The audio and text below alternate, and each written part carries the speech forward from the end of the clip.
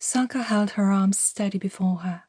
Her wet nightgown clung to her body, which got smaller with each heartbeat.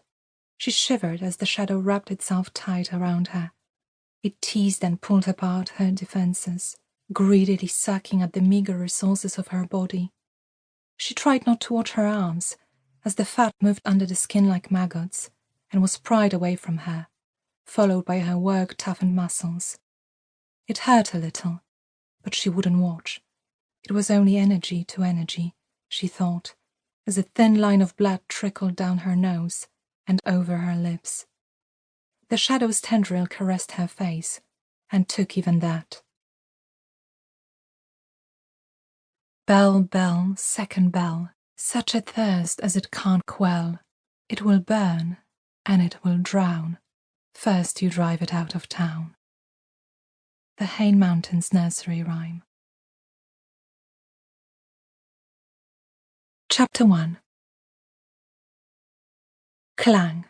A slender hand hit the table, the iron rings on the fingers ringing out as they touched the wood. There were no words spoken after that.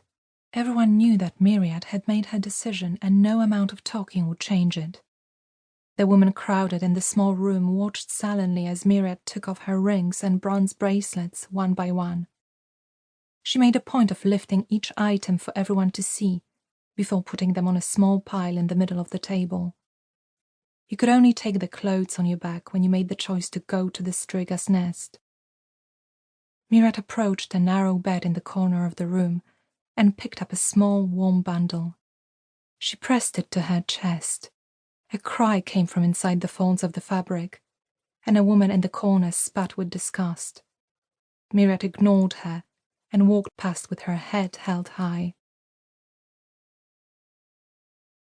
She paused only for a moment, just as her foot was about to pass the threshold. A young man stood outside the door, his hands fidgeting as if he was cold, though he stood in the still warm autumn sun. His dark eyes watched her impassively, and perhaps Miriat was the only one who could notice the furrow on his forehead and the twitch in the corner of his lips.